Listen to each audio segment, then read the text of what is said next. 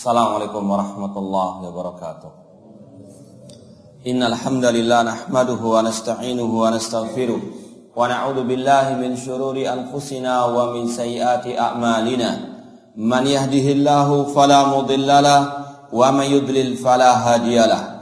Asyhadu an la ilaha illallah wahdahu la syarikalah wa asyhadu anna Muhammadan abduhu wa rasuluh.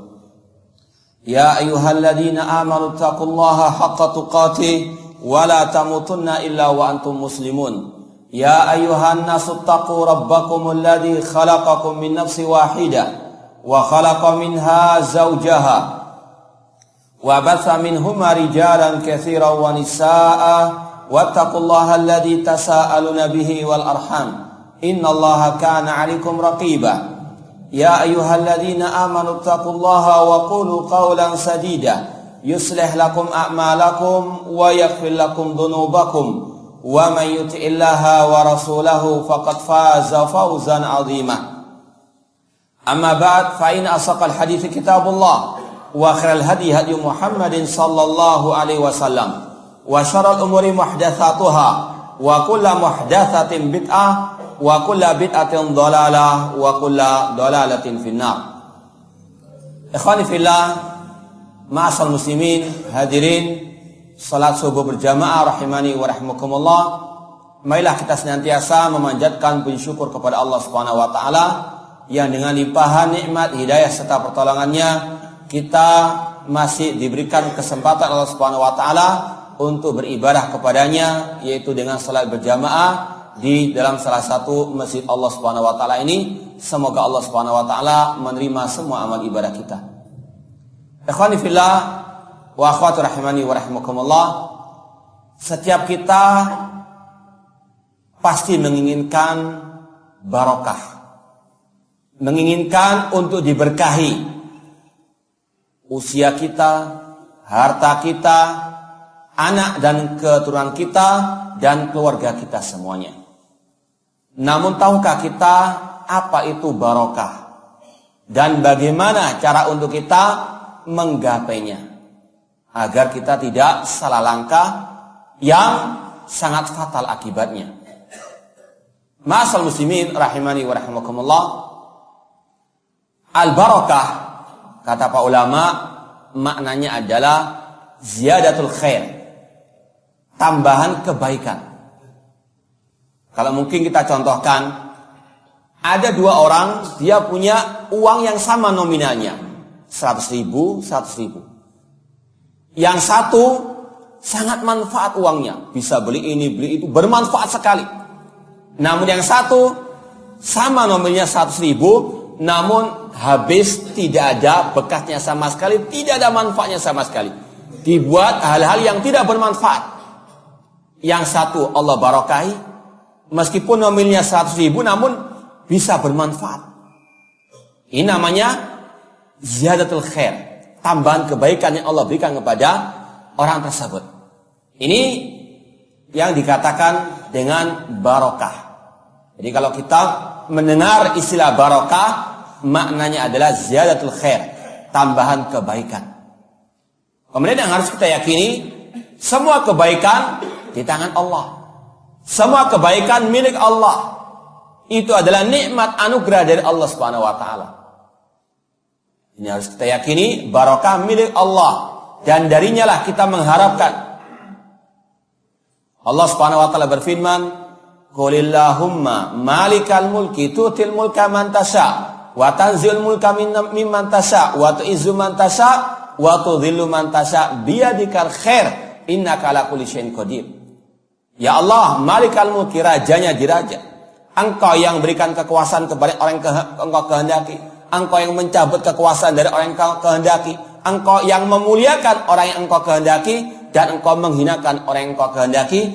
Biyadikal khair, di tanganmu lah segala bentuk kebaikan. Di antaranya al-barakah di tangan Allah Subhanahu wa taala. Bukan di tangan wali, bukan di tangan kiai, bukan malaikat atau nabi. Barakah Allah yang memiliki, Allah yang memberikan kepada siapa yang dia kehendaki. Dan itu pula yang pernah Allah sampaikan lewat kisah Nabi Isa alaihissalam. Nabi Isa mengatakan, wa ja'alani mubarakan aina ma kuntu. Dan dialah Allah yang menjadikan diriku mubarakah, diberkahi di mana saja aku berada. Dan ini yang selayaknya untuk kita mohon kepada Allah. Allahumma ja'alni mubarakan aina ma kuntu. Ya Allah, jadikanlah aku orang yang mubarak, yang diberkahi, yang selalu mendatangkan kebaikan, yang selalu bermanfaat bagi manusia. Yang mana Rasul mengatakan anfa'un nas khairun nas anfa'um linnas. Sebaik-baik manusia adalah yang bermanfaat bagi manusia yang lainnya. Ini yang harus kita yakini, bahwasanya barakah itu dari Allah Subhanahu wa taala. Tidak boleh kita memintanya kepada selain Allah Subhanahu wa taala, atau tidak boleh kita meyakini bahwasanya selain Allah memiliki barakah yang mereka memberikan kepada siapa yang Dia kehendaki. Kemudian ma'asyiral muslimin rahimani wa rahimakumullah, Allah Subhanahu wa taala lah yang memiliki barakah. Allah lah yang mengatur, Allah lah yang memberikan kepada siapa yang Allah kehendaki. Maka dari situ pula Allah pun telah menurunkan barakah darinya kepada yang Dia kehendaki. Di antaranya Allah menurunkan barakah kepada beberapa tempat yang ada di atas muka bumi ini. Seperti yang Allah firmankan tentang Al-Masjid Al-Aqsa, negeri Syam. Allah berfirman, Subhanalladzi asra bi'abdihi lailan minal masjidil harami ilal masjidil aqsa alladzi barakna haulahu. Maha suci Allah yang telah memperjalankan hambanya, itu Nabi Muhammad SAW, pada malam hari dari Masjid Al-Haram ke Masjid Al-Aqsa di Palestina yang kami barokahi sekelilingnya. Ini diantara, kata para ulama, tempat-tempat yang Allah barokahi. Di antaranya Palestina dan sekelilingnya, yaitu negeri Asyam. Kata Rasulullah SAW, idza fasada al-Syam fala khaira fikum. Apabila penduduk negeri Syam telah hancur, telah rusak, maka tidak ada kebaikan bagi kalian semuanya. Ini di antara keutamaan negeri Syam, Palestina, Yordania, Suriah, dan Lebanon. Ini semuanya Allah barakahi. Tempat-tempat yang banyak para anbiya turun di dalamnya. Ini sekali lagi kita harus yakini negeri Syam termasuk negeri yang dibarakahi. Indonesia belum ada dalilnya. Ya, ini juga menunjukkan bahwasanya tidak bisa kita menentukan, menvonis tempat ibadah atau tidak kecuali bidalil. Ya, kecuali dengan ad-dalil. Demikian pula tentunya Masjid Haram dengan Mekkahnya, ini tempat-tempat yang mubarakah. Dari mana kita tahu? Dari dalil-dalil ayat Al-Quran maupun hadis Rasulullah SAW. Rasul mengatakan tentang Masjid Al-Nabawi misalnya, salatun fi masjidi hadza ta'dilu alfa salatin fi ma siwahu ilal Masjidil Haram. Salat di masjidku itu 1000 kali lipat dibandingkan semua masjid kecuali Masjid Al-Haram. Rasul juga mengatakan tentang kota Madinah, al-Madinatu khairul lahum law kanu ya'lamun. Kota Madinah itu lebih baik bagi mereka seandainya mereka mengetahui. Maka Rasul SAW mengatakan, man istata'a an yamuta fil Madinah falyamut biha fa inni syafi'un lahu yaumal qiyamah. Rasul mengatakan, barang siapa yang sanggup mati di kota Madinah, matilah dia di kota Madinah, karena aku akan menjadi pemberi syafaat pada hari kiamat kelak. Keutamaan kota Madinah. Namun bukan maknanya bunuh diri kota Madinah, tidak. Yang sanggup tinggal di sana sampai meninggal dunia, itu adalah tempat yang mubarakah. Insya Allah orang tersebut mendapatkan syafaat dari Rasulullah SAW dengan seizin dari Allah Subhanahu wa Ta'ala. Demikian pula di tempat yang Allah berkahi, yaitu diantaranya rumah-rumahnya, masjid-masjid Allah Subhanahu wa Ta'ala. Dalam riwayat Rasul mengatakan, ahabbul buqa ilallah masajiduh. Sebaik-baik atau tempat yang paling Allah cintai adalah al-masjid. Ini adalah tempat-tempat yang Allah barakahi, yang Allah berikan banyak kebaikan di dalamnya. Demikian pula dengan waktu. Hari Jumat misalnya, waktu yang mubarakah. Yang mana Rasul mengatakan ada satu waktu yang dalam hari Jumat itu yang tidaklah seorang muslim minta kepada Allah kecuali Allah akan memberikan apa yang dia minta. Menurut ulama yang rajih, yaitu sebelum maghrib, waktu mustajab untuk doa pada hari Jumat. Intinya kita wajib meyakini Allah yang memiliki barokah, Allah yang memberikan kepada siapa yang Dia kehendaki, dan Allah telah menjelaskan di dalam nas-nas yang sahih, baik dari Al-Quran maupun hadis yang sahih, tentang beberapa tempat, beberapa hal yang Allah barokahi. Di antaranya tentunya Nabi kita Muhammad SAW, Allah barokahi semuanya, zahiran wa batinan. Secara zahir Rasul SAW diberkahi, jasad beliau. Oleh karena itulah para sahabat dahulu berlomba-lomba untuk mendapatkan barokah dari bekasnya Rasul SAW. Ludahnya Rasul SAW, keringatnya Rasul Sallallahu Alaihi Wasallam. Namun ini hanya khusus bagi Rasul SAW. Apa dasarnya? Karena setelah meninggalnya Rasul, tidak ada seorang sahabat pun tabarruk dengan Abu Bakar As-Siddiq radhiyallahu taala anhu. Padahal beliau manusia terbaik setelah Rasul SAW. Namun tidak ada sahabat yang tabarruk dengan Abu Bakar As-Siddiq radhiyallahu taala anhu. Ini sekali lagi makhluk-makhluk yang Allah Subhanahu wa taala telah berkahi, yang Allah turunkan barokah kepadanya. Nah, ma'asal muslimin rahimani wa rahimakumullah. Setelah kita tahu hal-hal yang diberkahi tersebut dan tentang apa makna barokah dan siapa yang memiliki barokah tersebut, wajib untuk kita mengetahui bagaimana cara kita menggapai barokah tersebut. Sebetulnya hal ini tidak jauh berbeda dengan masalah ibadah. Ya, tabarruk mencari kebaikan, kita beribadah mencari kebaikan. Maka sama dengan syarat diterimanya ibadah, harus ikhlas wal ittiba. Tidak bisa kita tabarruk seenaknya. Kita tahu masjid ini barokah. Bagaimana caranya? Tidur di masjid. Tidak ada barokahnya kalau kita hanya tidur di masjid. Atau naudzubillah min dzalik, mengusap-usap dinding-dinding masjid dengan alasan masjid kan barokah, kita cari barokah di sini. Ini tidak benar. Sama dengan ibadah, semuanya bidalil, semuanya dengan ittiba. Semuanya harus merujuk kepada ad-dalil Al-Quran maupun sunnah Rasulullah sallallahu alaihi wasallam. Yang pertama, asal muslimin rahimani wa rahimakumullah. Kalau kita mau hidup kita dibarokahi, keluarga kita dibarokahi, maka atau negeri kita dibarokahi, maka tidak ada jalan lain kecuali kembali kepada iman dan takwa kepada Allah Subhanahu wa taala. Allah berfirman di dalam surat Al-A'raf, "Walau anna ahlal qura amanu wattaqau la fatahna 'alaihim barakatim minas sama'i wal ardi." Seandainya penduduk negeri itu beriman dan bertakwa kepada Allah, kami akan bukakan barokah dari langit dan bumi. Ini adalah jalan yang utama dan yang pertama harus ditempuh dalam kita meraih barokah Allah Subhanahu wa taala, yaitu al-iman.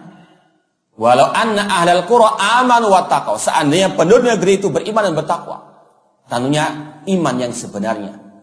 Tentunya mengimani 6 rukun iman yang tercantum dalam hadis Jibril, antuk minabillah, iman kepada Allah dengan mentauhidkannya, uluhiyahnya, rububiyahnya, asma wa sifatnya, mengimani malaikat-malaikatnya, kitab-kitabnya, rasul-rasulnya, hari akhir, dan takdir Allah Subhanahu wa taala. Betul-betul menancapkan iman tersebut di dalam hatinya.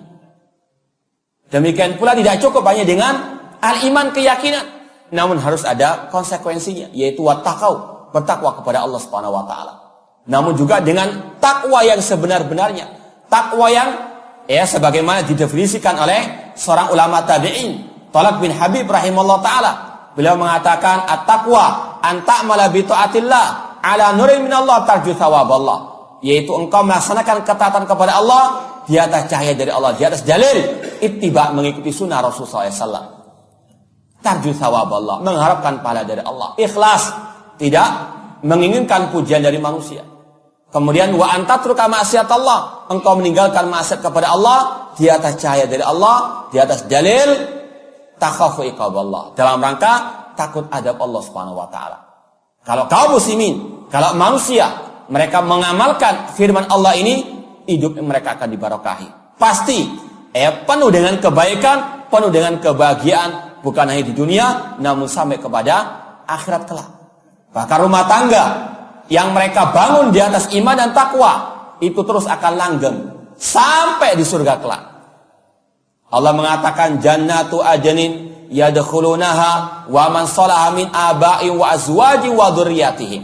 Surga Aden, orang-orang yang beriman akan memasukinya bersama dengan orang-orang yang saleh, yang bertakwa dari ayah-ayah mereka, dari istri-istri mereka, dan dari anak keturunan mereka. Ini keluarga yang dibarokahi, keluarga yang dibangun di atas iman dan takwa kepada Allah Subhanahu wa taala, mendapatkan barokah.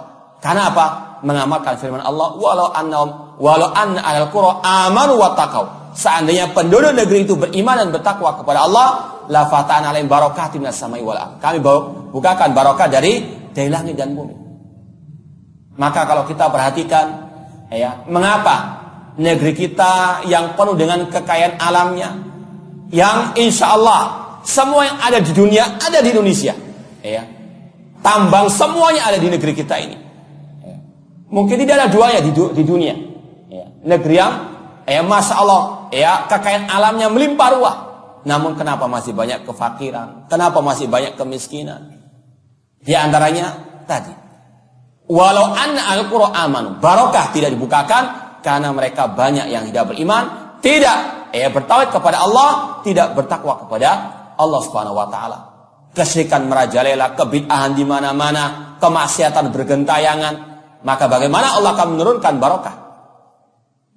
Kalaupun nominalnya besar, ya, namun kalau bermaksiat kepada Allah Subhanahu wa taala, maka tidak akan mungkin Allah bukakan barokah tersebut. Mungkin Allah bukakan pintu-pintu dunia, namun tidak ada barokahnya. Dan itulah yang dinamakan dengan istidraj. Allah mengatakan, falamma nasu ma dzukiru bihi fata'na 'alaihim abwaaba kulli syai' hatta idza farihu bima utu akhadnahum baghtatan fa idahum mublisun. Ketika mereka telah lalai, telah lupa dari peringatan Allah Subhanahu wa taala, dari tauhid, dari takwa kepada Allah Subhanahu wa taala, kami bukakan semua pintu dunia ini. Mendapatkan harta, mendapatkan jabatan, mendapatkan segala-galanya. Namun apa kata Allah Subhanahu wa taala? Namun ketika mereka sudah sampai puncak kesenangan mereka di dunia ini, akhadnahum baghtatan. Kami hancurkan, kami adab dia dengan apa? Tiba-tiba, dan mereka pun putus asa dari rahmat Allah Subhanahu wa taala. Beda dengan tadi. Kalau beriman bertakwa, dibukakan barokah. Kalau ini tidak, dibukakan dunia. Namun tidak semua dunia apa? Bisa membahagiakan manusia. Berapa banyak orang kaya mati bunuh diri, stres karena memikirkan hartanya, tidak dibarokahi. Berapa banyak orang yang, ya, mendapatkan jabatan, akhirnya apa? Dipenjara karena korupsi. Tidak barokah jabatannya. Maka sekali lagi, ma'asal muslimin, yang kita inginkan barokah dari Allah Subhanahu wa taala. Barokah dalam diri kita, barokah dalam usia kita, harta kita, keluarga kita, agar kita bisa meraih betul-betul kebahagiaan yang hakiki. Karena memang as-sa'adah fil qalb, karena kebahagiaan ada di dalam hati kita. Tidak bisa dibeli dengan harta, tidak bisa dibeli kebahagiaan tersebut dengan kedudukan. Namun bisa kita beli dengan walau anna al-qura amanu wattaqau, dengan kita beriman dan bertakwa kepada Allah Subhanahu wa taala. Jadi poin pertama, untuk menggapai barokah dari Allah Subhanahu wa taala, tidak ada jalan lain kecuali iman dan takwa kepada Allah Subhanahu wa taala. Namun sekali lagi, iman yang betul-betul di atas tauhid yang benar, takwa dia dasari oleh ittiba kepada sunnah Rasulullah SAW. Kemudian poin yang kedua dalam menggapai al-barakah, ini lawan dari yang pertama, yaitu meninggalkan berbagai macam bentuk maksiat kepada Allah Subhanahu wa taala. Oleh karena itulah Allah Subhanahu wa taala mengingatkan kepada kita, kalau harta kita mau barokah, hindari hal-hal yang haram. Cari harta yang halal, cari pekerjaan yang halal agar harta kita dibarokahi. Allah berfirman, yamhaqullahu riba wa yurbis sadaqat. Allah menghapus barokah dari harta riba. Hartanya orang-orang rentenir, yang suka makan bunga bank. Ini semuanya hartanya apa? Dihanguskan oleh Subhanahu wa taala barokahnya. Mungkin kelihatannya banyak hartanya. Masya Allah, ngutangkan orang 1 juta, 1 minggu harus dibayar 1,5 juta misalnya. Kalau 10 orang sudah berapa? Ya, keuntungan daripada menghutangi orang tersebut. Ini adalah rentenir, ini adalah apa? Riba, yang mana Rasulullah SAW dikatakan oleh para sahabat, la'ana Rasulullah SAW akil riba wa mukilahu wa katibai wa syahidai wa katibahu. Rasul melaknat orang yang makan riba, yang berikan makan orang riba, 2 orang saksinya, dan yang mencatat saksi atau transaksi riba tersebut.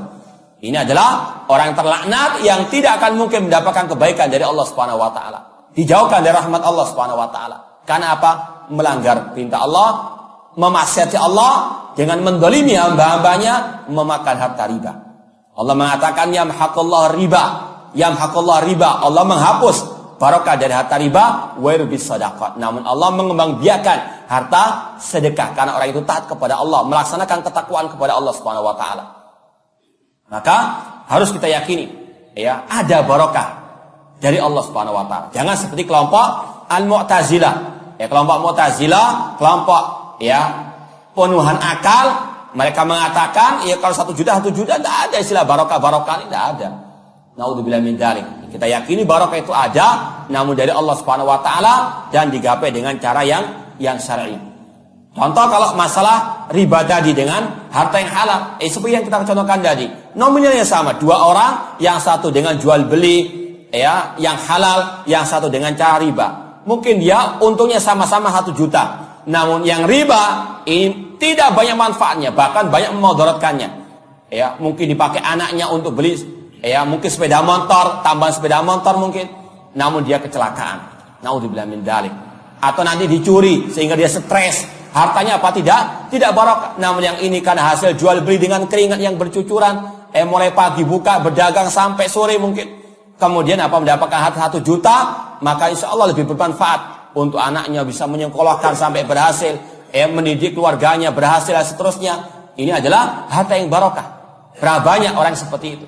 Dan itu insya Allah sekeliling kita lihat berapa banyak orang yang hartanya dari yang haram, keluarganya berantakan.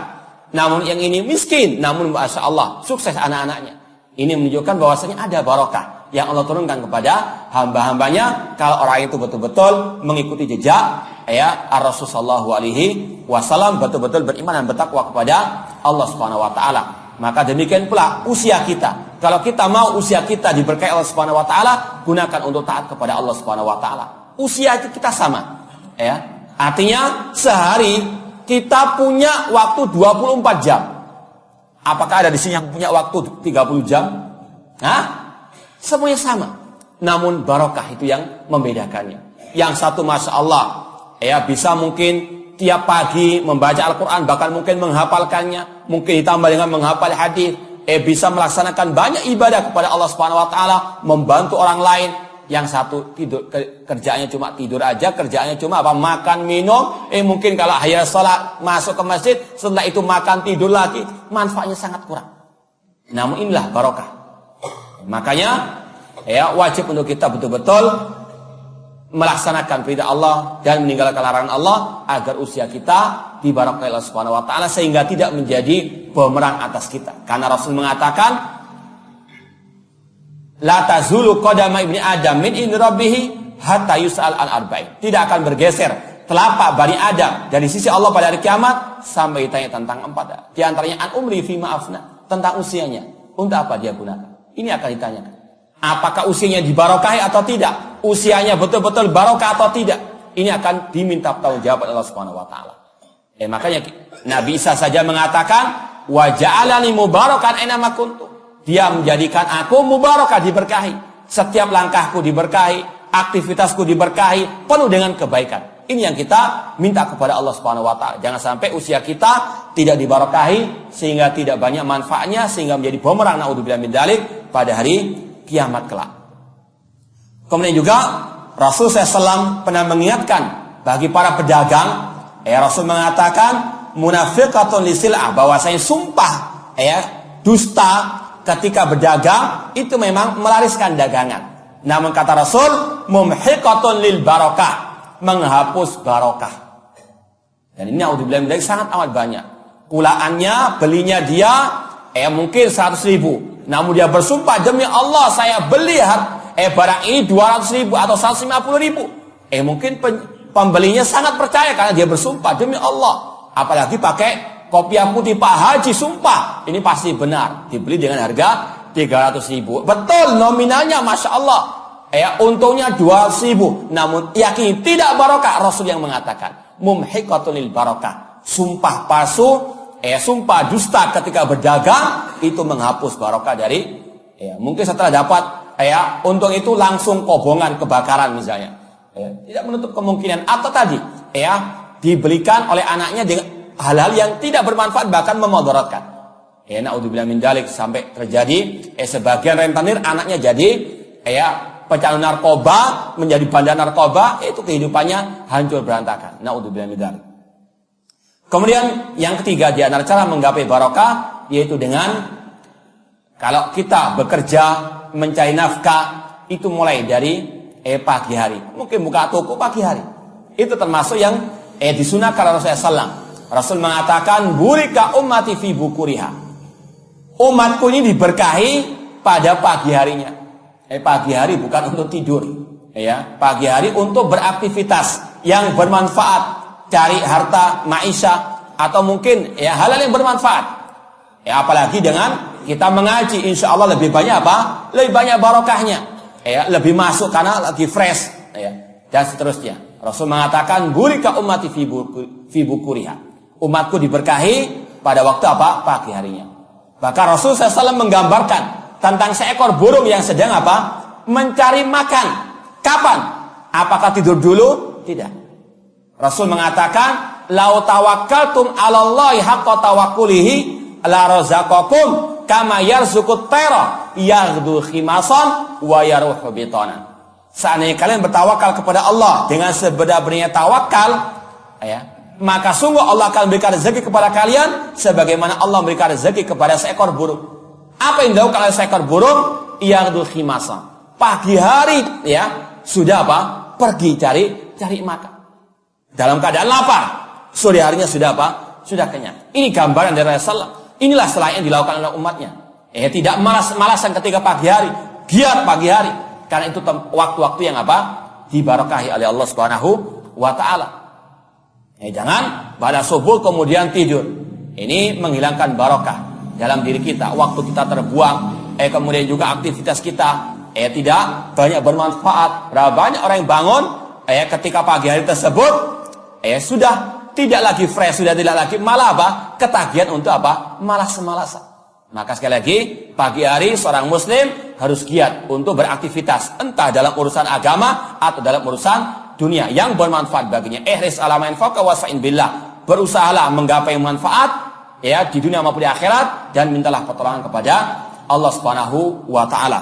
Dalam riwayat lain dikatakan, Allahumma baik ummati fi bukuri. Ya Allah, berkahilah umatku pada pagi hari. Kalau kita pagi hari beraktivitas untuk yang bermanfaat, yang tidak menyelisih syariat, maka insya Allah akan mendapatkan doa daripada Ar-Rasul SAW. Semoga waktu kita selalu diberkahi oleh Allah Subhanahu wa taala.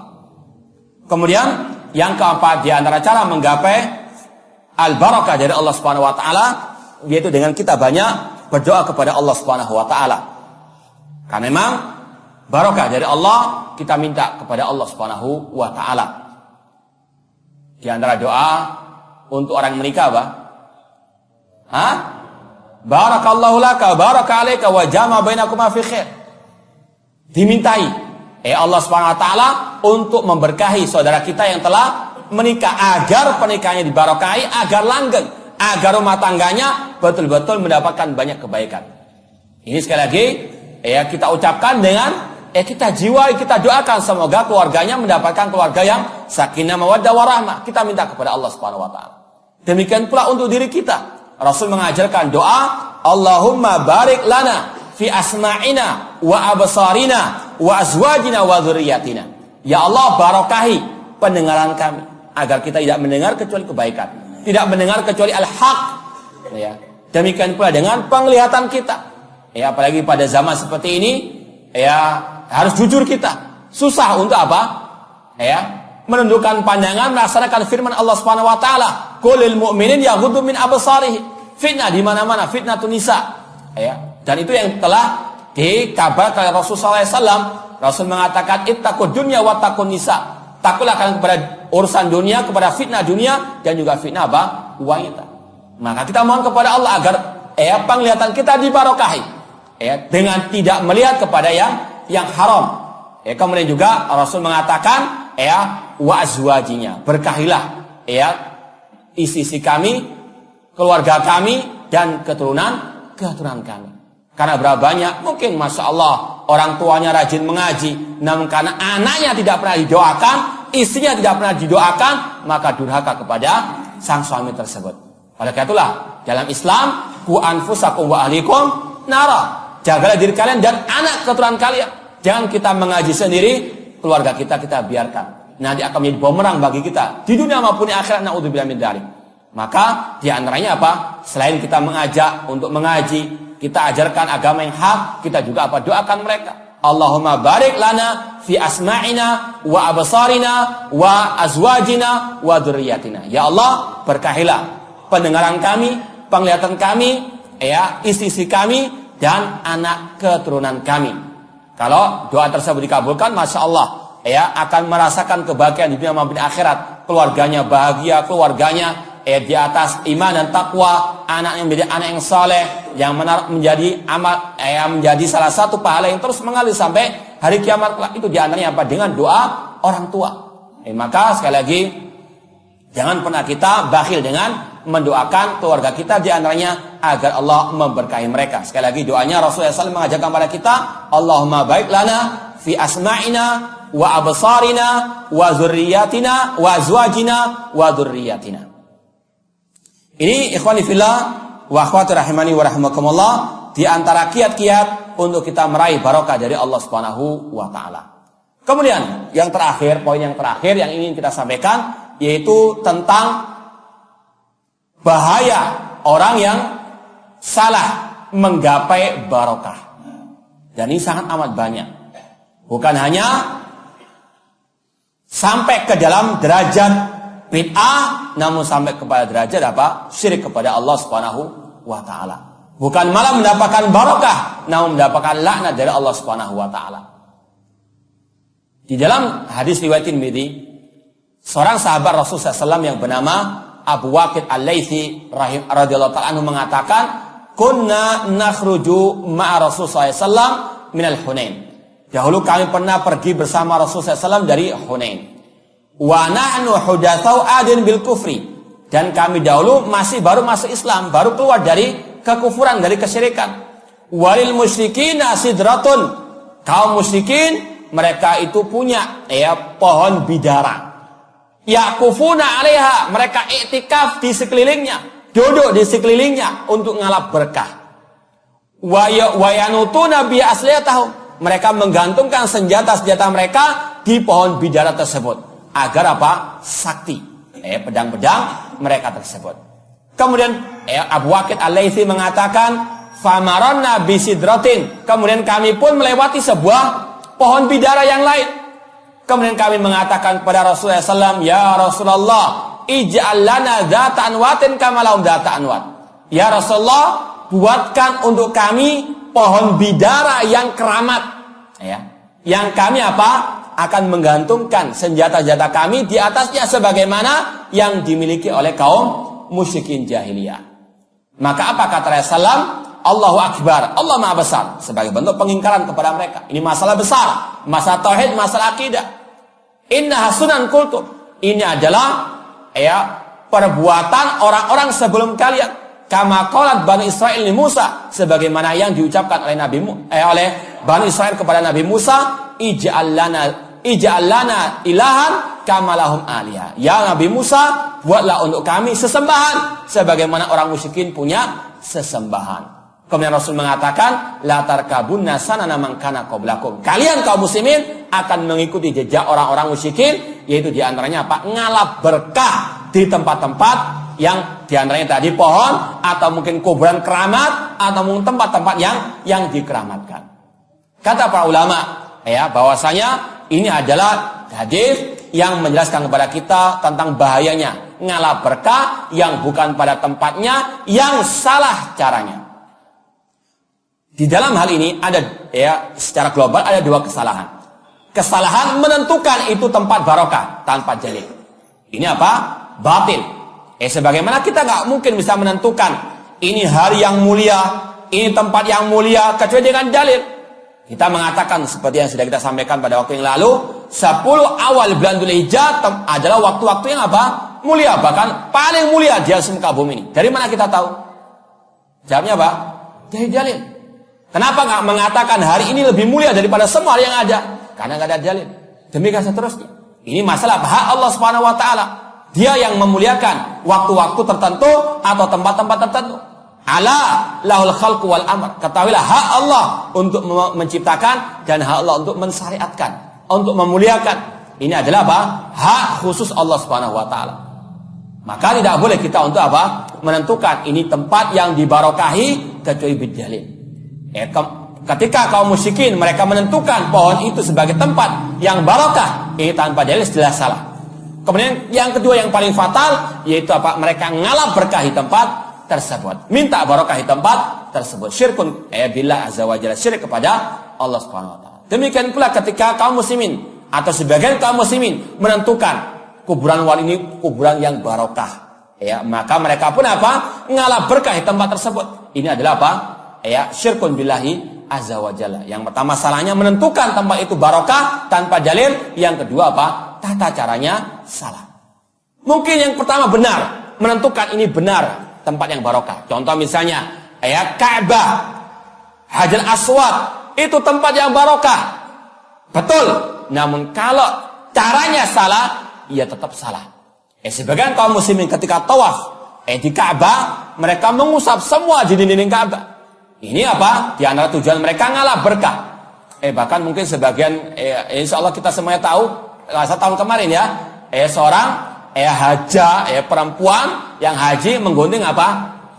Kiswa Ka'bah, kainnya penutup Ka'bah. Di antaranya karena untuk mengobati cucunya yang sakit di negeri kita ini. Naudzubillah min dzalik. Sampai di penjara nggak dapat barokah, dapat apa? Penjara. Karena apa? Salah caranya.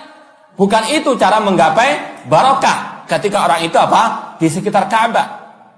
Demikian pula ketika di Hajar Aswad. Kita ingat apa? Ucapan Al-Khalifatul Rasyid Umar bin Khattab radhiyallahu anhu. Bagaimana cara ngalap barokah dari Hajar Aswad? Beliau mengatakan, "Inni wallahi a'lamu annaka hajar la tanfa wa la tadur laula anni ra'aitu Rasulullah sallallahu alaihi wasallam yuqabbiluka ma qabbaltuka." Demi Allah, aku tahu engkau ini batu biasa wahai Hajar Aswad. Engkau tidak bermanfaat, tidak bisa mendatangkan manfaat, tidak bisa mendatangkan madarat. Hanya Allah yang bisa mendatangkan manfaat dan madarat. Ini adalah apa? Ikhlas lillahi ta'ala. Ini adalah tauhid. Umar bin Khattab mengajarkan kepada kita at-tauhid, bahwasanya yang bisa mendatangkan manfaat dan madarat hanya Allah Subhanahu wa taala. Kemudian bagaimana cara menggapai barokah dari Hajar Aswad?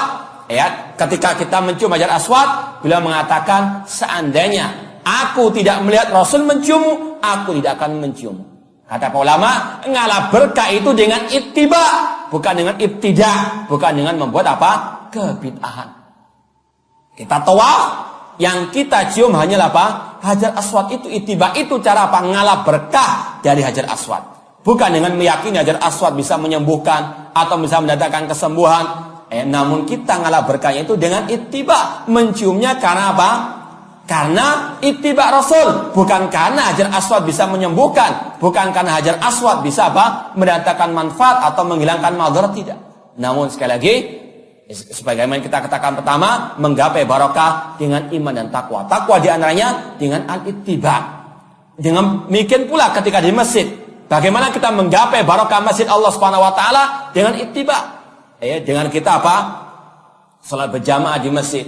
Dengan kita duduk di masjid taklim di masjid, dengan kita apa? Berzikir di masjid, ya. Namun dengan cara-cara yang disyariatkan oleh Allah dan Rasulnya sallallahu alaihi wasallam.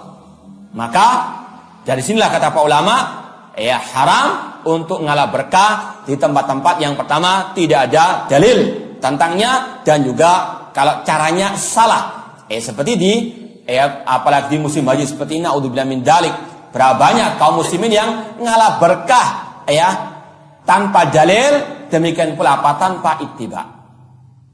Pernah suatu saat ketika kita tugas jadi penjaga di Masjid Haram. Ketika itu kita mahasiswa, kita mengajukan diri dari penerjemah dan juga sekaligus membantu jemaah haji. Kita diantaranya ditugaskan menjaga tempat yang diyakini oleh sebagian kaum muslimin sebagai tempat kelahiran Nabi Shallallahu Alaihi Wasallam. Bisa dibayangkan bagaimana iktikadnya orang-orang awam terhadap tempat tersebut. Pastinya apa? Mereka berbondong-bondong untuk apa? Ngalah berkah di sana. Dan betul, kita ditugaskan diantaranya untuk apa? Memberikan peringatan, memberikan nasihat. Bahkan mungkin kalau terpaksa mengusir mereka dengan paksa.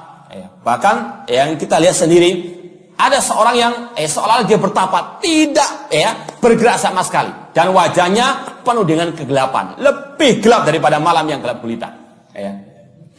Ketika itu kita pegang pundaknya biar dia noleh, tidak noleh sama sekali, dengan khusyuknya menghadap ke tempat tersebut. Padahal itu tempat yang sudah jadikan perpustakaan yang tidak dipakai, sudah nggak tahu sekarang sudah dihancurkan atau belum.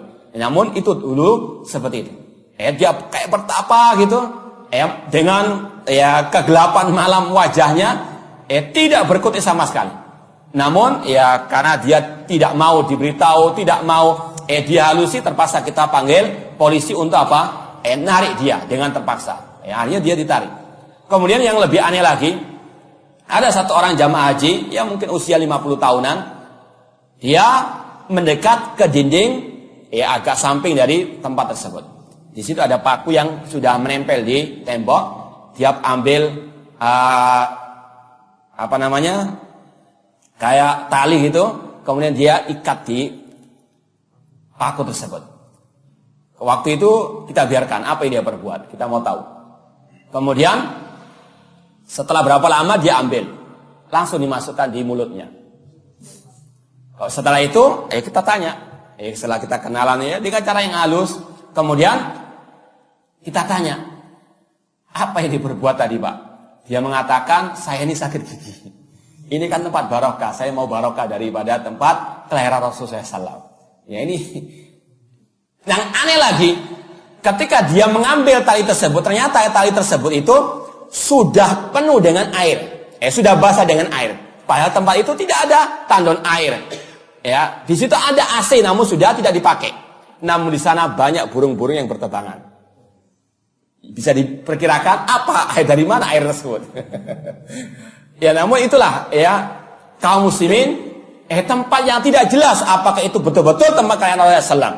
Kemudian bagaimana cara menggapai barokah di situ? Tidak ada dalilnya, tidak ada kaifiahnya. Namun itulah kaum muslimin yang sudah berakar ngalah berkah di semua tempat-tempat yang diperkirakan sebagai tempat yang muqaddas atau yang dibarokahi. Ini sekali lagi menggapai barokah dengan kita mengetahui tempat itu barokah dengan ittiba kepada sunnahnya Ar-Rasul sallallahu alaihi wasallam. Adapun ngalap berkah di kuburan keramat, di kuburan para wali, ini termasuk ke dalam kategori ij'al lana ilahan kama lahum aliha, yaitu menjadikan sembahan selain Allah Subhanahu wa taala. Allah atau Rasul sallallahu alaihi wasallam tadi mengatakan perbuatan mereka para sahabat tadi yang baru masuk Islam, yang mereka punya udzur, mereka tidak dikafirkan karena mereka punya udzur, yaitu mereka masih baru masuk Islam. Ketika mereka ingin ngalap berkah di sebuah pohon keramat, maka Rasul menggambarkan permintaan mereka itu seperti permintaan Bani Israel untuk dibuatkan sesembahan selain Allah Subhanahu wa taala. Dari sini kata ulama, berarti orang yang ngalap berkah di kuburan keramat,